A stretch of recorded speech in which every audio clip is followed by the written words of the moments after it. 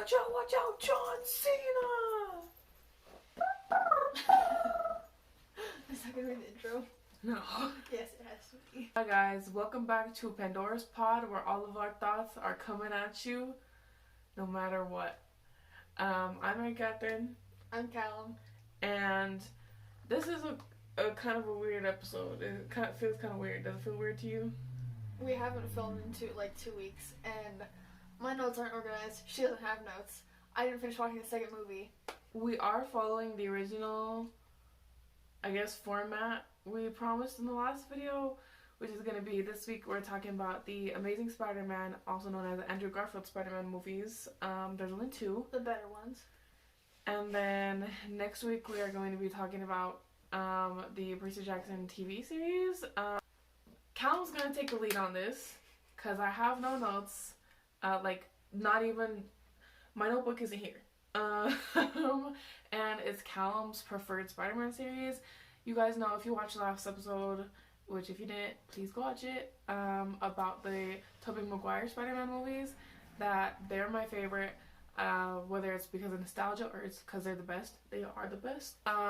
We'll never know. But I was a Andrew Garfield Spider-Man hater.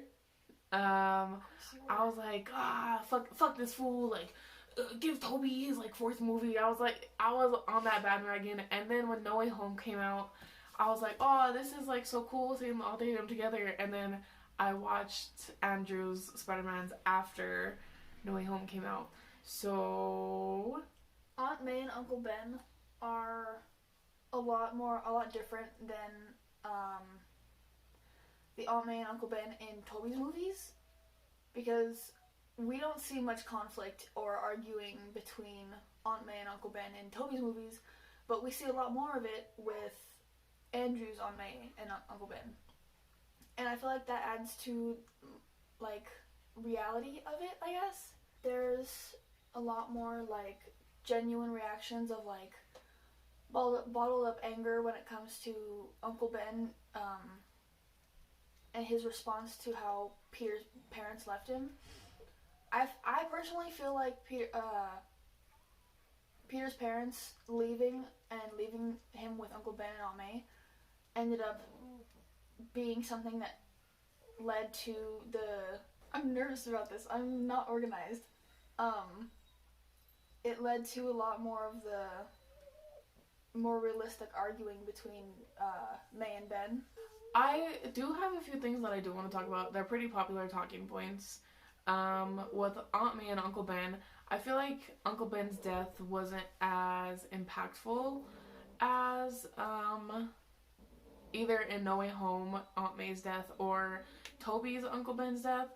I do like the voice message aspect of it. I don't like the way he said, with great power comes great responsibility. I can't really remember how he said it, but he didn't say it like verbatim like that. I do want to talk about the aspect of his parents and them leaving and stuff. I think it is a really good character motivator. I just wish they had written it in a little bit of a different way. And I think that plotline sort of distracts a little bit from his love and his relationship with Uncle Ben, because in Tobey's movies he tells, I think it's Goblin, when Goblin offers to be a father figure and take over the city together. He goes, I had a father. His name was Ben Parker. And then Molly Wop's fucking Green Goblin.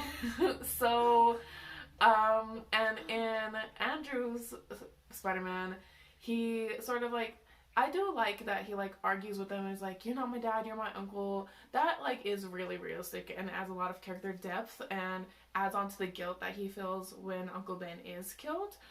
But with his parents being scientists and stuff, it just adds that unrealistic aspect. And I know they go into this in the second movie and we're only talking about the first one, but I do want to bring up the fact that only Peter could have been bitten by the spider and turned into Spider-Man, and anybody else who's bitten gets turned into Goblin, because it's Peter Parker's, his dad's blood or whatever in the experiment, and only he could be Spider-Man. That's what I don't like, and it's a very popular talking point again, so you've probably heard it a million times, but it's like anybody could be Spider-Man. That was the whole point of Spider-Man. That's why he's like all in mask, and like that's why the joke with Jamie Foxx in No Way Home is like, oh, I thought Spider-Man was black, because anybody could be Spider-Man and you could really see yourself in Spider-Man, but it sort of detracts from that, and that's one aspect that I wish they had just cut from the movies and focused a little bit more on his other relationships and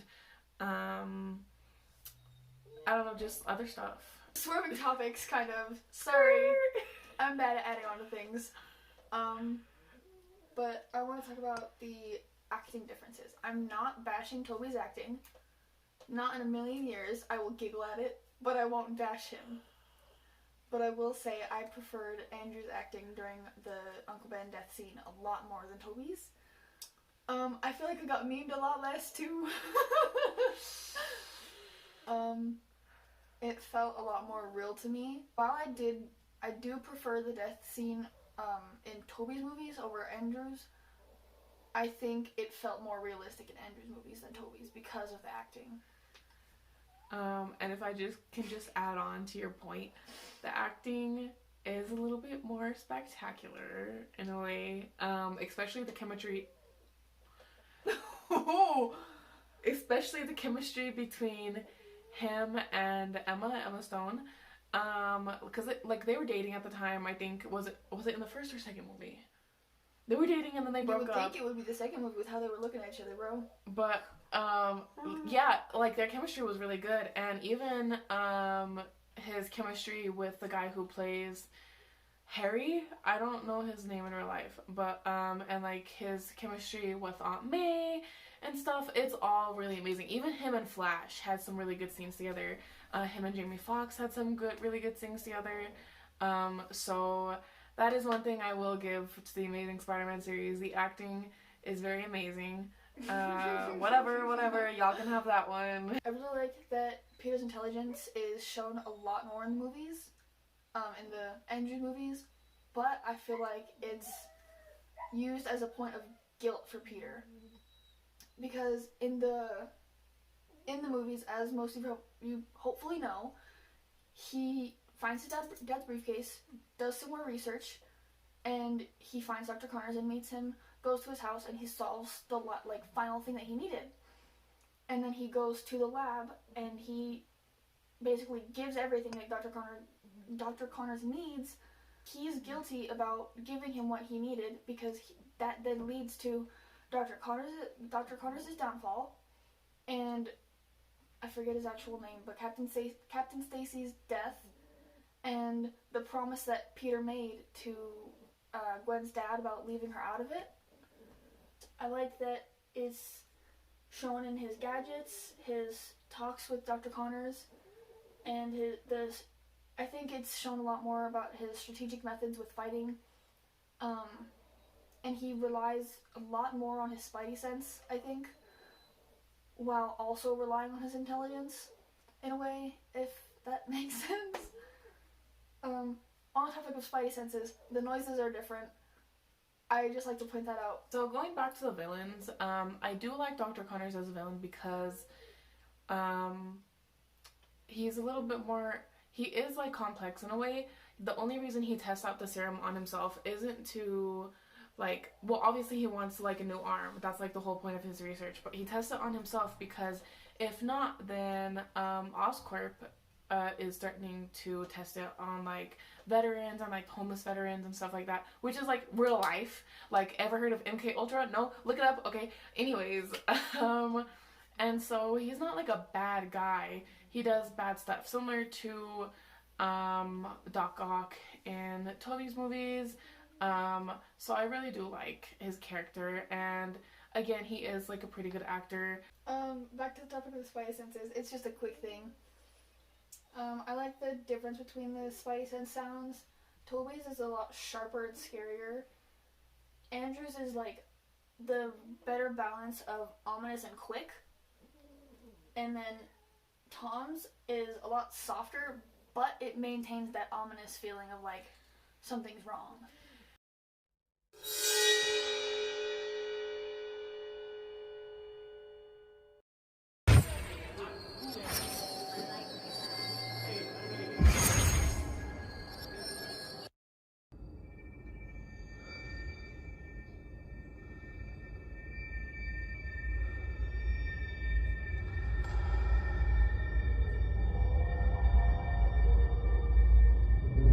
Yeah, if I'm being honest, I can only remember Toby's spidey senses. Like, it's like ingrained in my head. Every time I like catch something, like that's the sound that plays in my head. Not Andrew's, not Tom's. It's Toby's, like, whoosh, you know. Of course it is.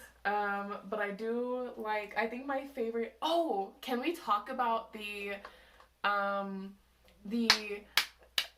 what's his Stan Lee? The Stan Lee cameo in the first Amazing Spider-Man is my favorite cameo from him because they're like fighting in the background and he's just chilling with his headphones on.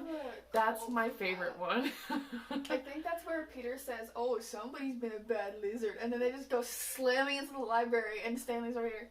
Yeah.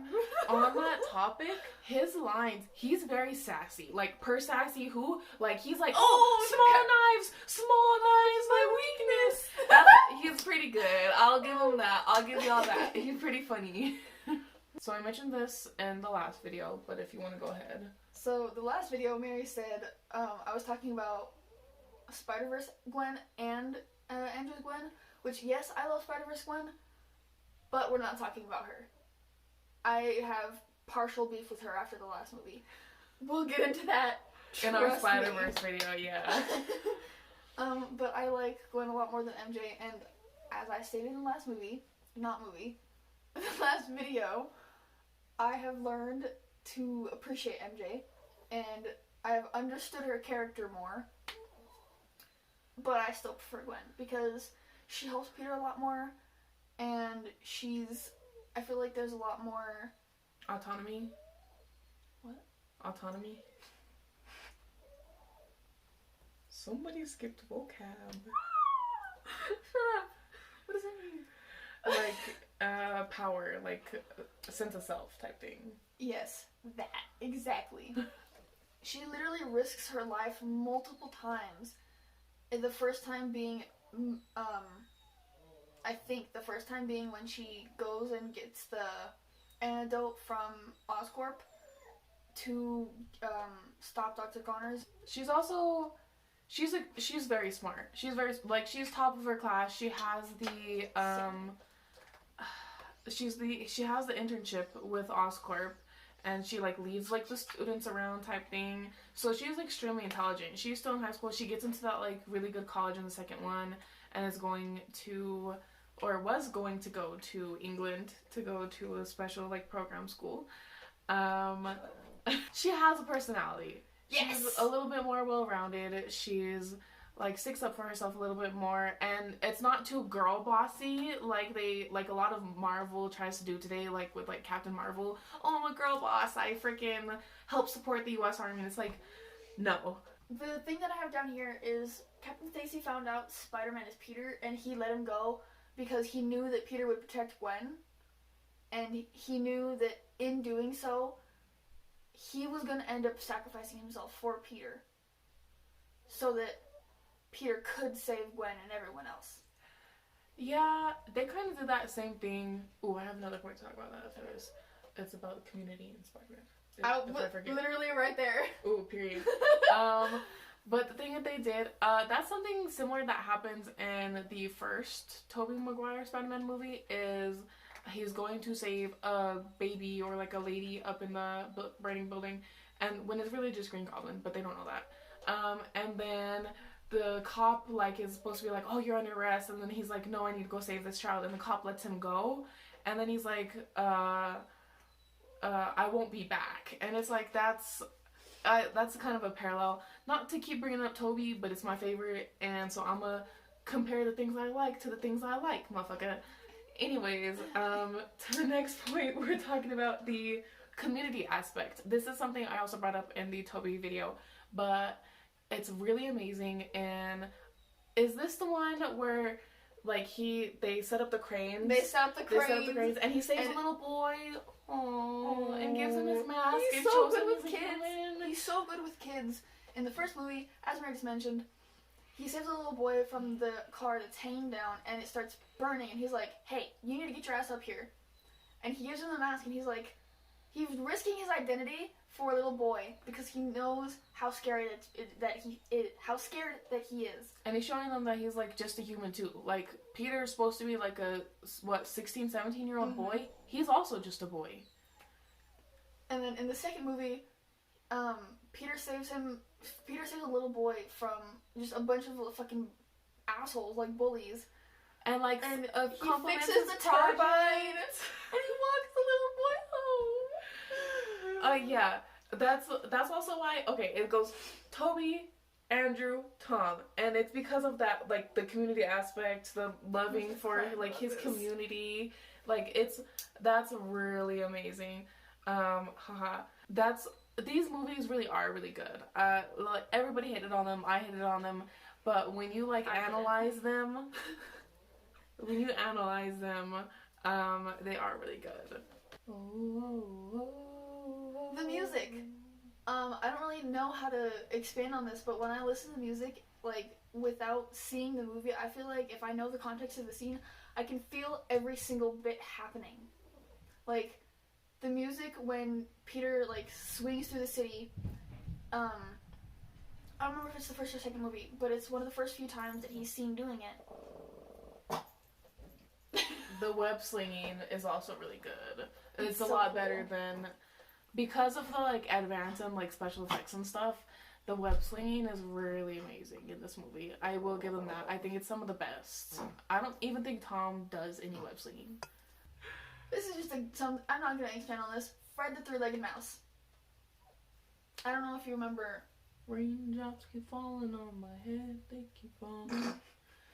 So I'm free. Nothing's worrying me. Peter and Gwen, whenever they would just stop in the fucking middle of the hallways, I know the people around them wanted to slap the shit out of them. I'm sorry.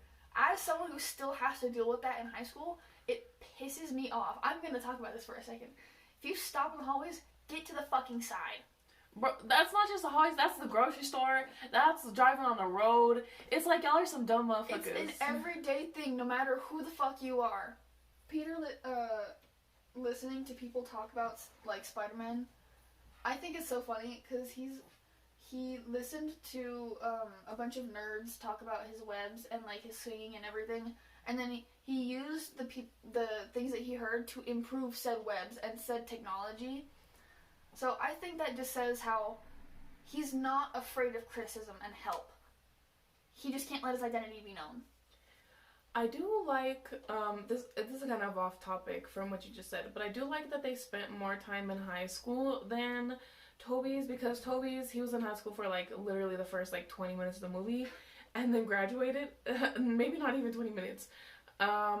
So you get to see he's like literally, he's a child, you know, but I do wish that if we would have gotten a third movie that they would have gotten a J. Jonah Jameson Bring Me Pictures of Spider-Man type beat, because they didn't have he would not have taken that shit. He would not have taken the shit that Toby's Peter did. He would have been so sassy with him. They would have like gone back and forth. Does Andrew do the woo? I think he has his own version of it. Don't lick me. That's disgusting. He goes, oh, since he's British, he goes, yo. We got 2 British Spider-Mans? What's up with that? Max Dillon, I forgot his villain name. Electro? Okay. It didn't sound right in my head. I'm gonna start this one off. I'm sorry. I know you probably want to talk. But Max Dillon, I think he had every right to become a villain. But alike to Sandman, he did it the wrong way. He just wanted to be seen and recognized and given credit for the things that he did. He gave Oscorp those blueprints for the electrical grid or whatever it's called, and he didn't get any credit. I think when he got his powers, he didn't know and he didn't understand it, and then when he started to like realize, he touched that car and he was like, whoa, I can do this? And then he went to Times Square? I don't know what it's called. New York. I'm walking here. Hold on. Sorry, going back to the first movie, there's a clip where Peter's swinging and he's like, hey, I'm swinging here. I can't do the accent, but back to Max Dillon. Like I said, he had every right to become a villain. And after Spider-Man, I'll stop calling him Peter. After he was recognized by Spider-Man, he was like, whoa, I'm gonna be remembered. I'm gonna be known. And then Spider-Man like forgot. Peter really wanted to help him, and he really wanted to not let the cops shoot at him. But what are we gonna do? Cops are cops. They suck. So, on Max Dillon, I think, or Electro, first of all, Jamie Foxx Slade.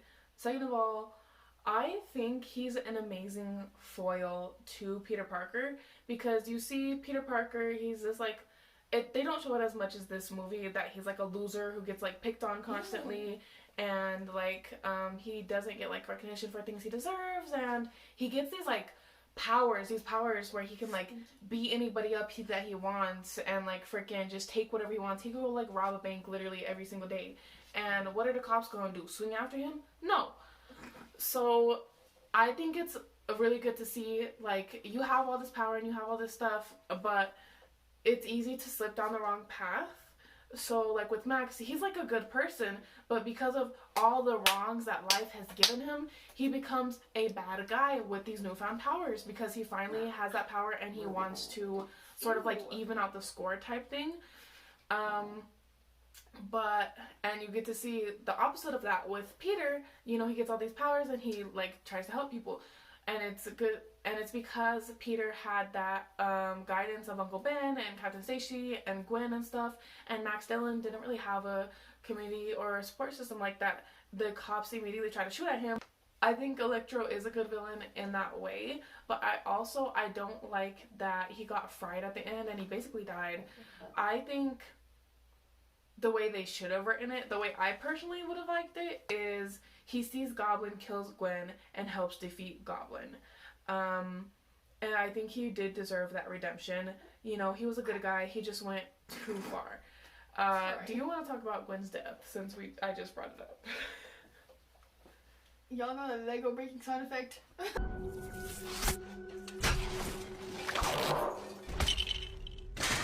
Gwen's death.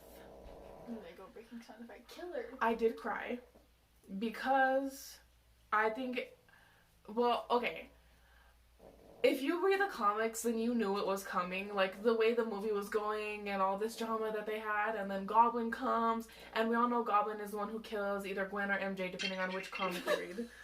Like, if you're a comic fan, you know it was coming, so it wasn't a surprise, but still, the emotion that he has in that performance, again, amazing acting. The emotion he has holding Gwen and like, no, like, come back, like, that is really good. Gwen? Hey. Stay with me. Stay with me. Stay with me. Stay with me. You stay with me. No, please. And then, you know, he's like, I stopped pulling my punches. You got another one of those? I do. I have like the entire pack left.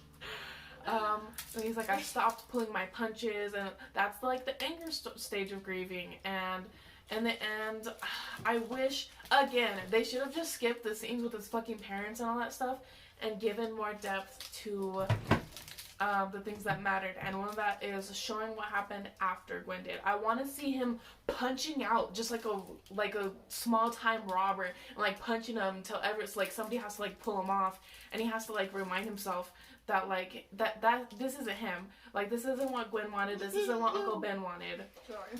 And I wish they would have set up Sinister Six better. Maybe then they would have gotten another movie.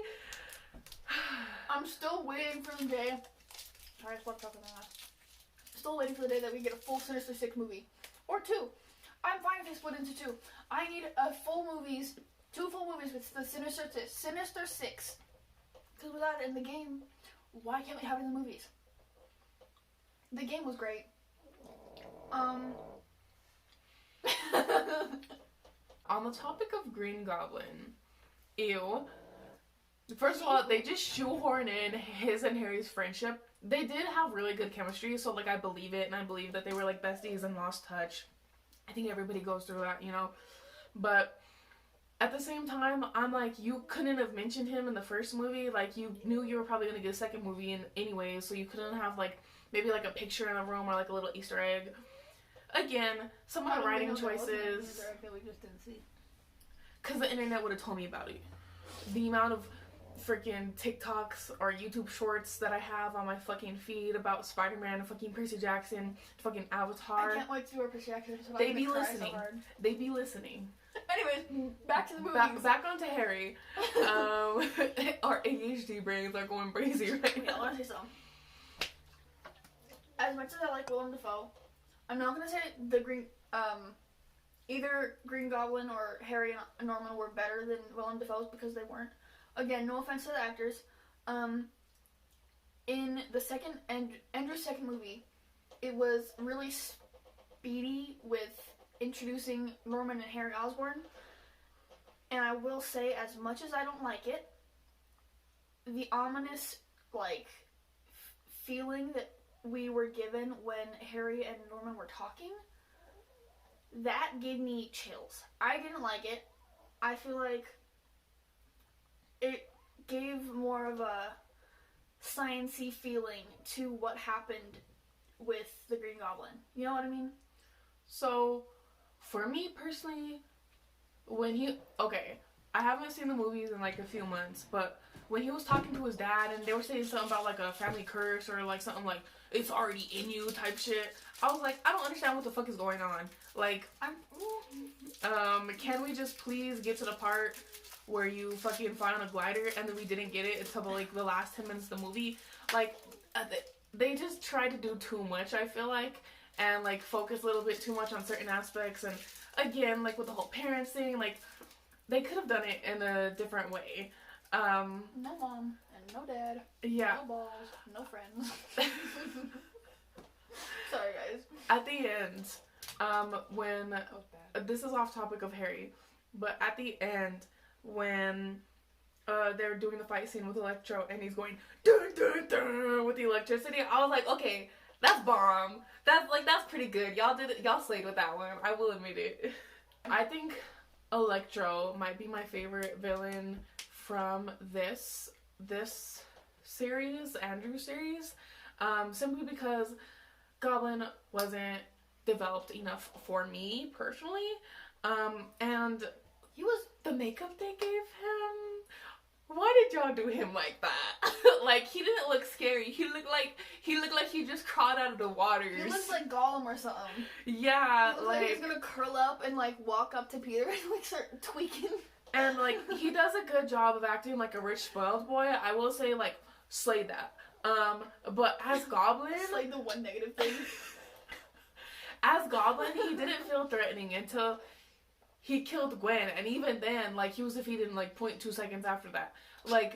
When you watch Willem Dafoe, even though it's a kid's movie, the acting and costumes and stuff is cheesy or whatever, you get chills, you get scared, you're turning your back and looking behind you. That's just because Willem Dafoe is GOAT.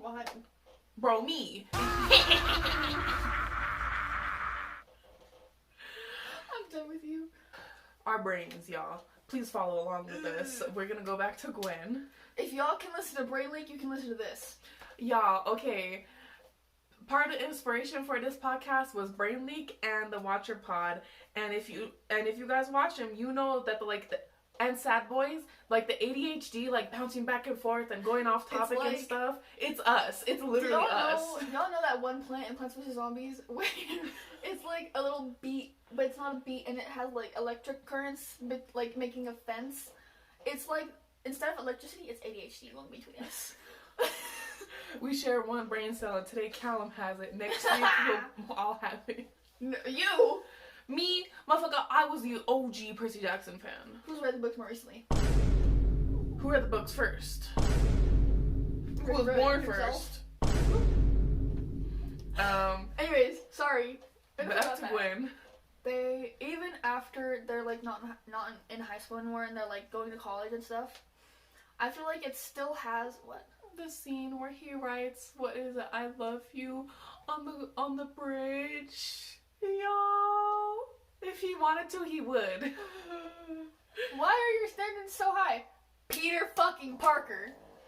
Bro, he's so in love with her, and they deserved a better ending.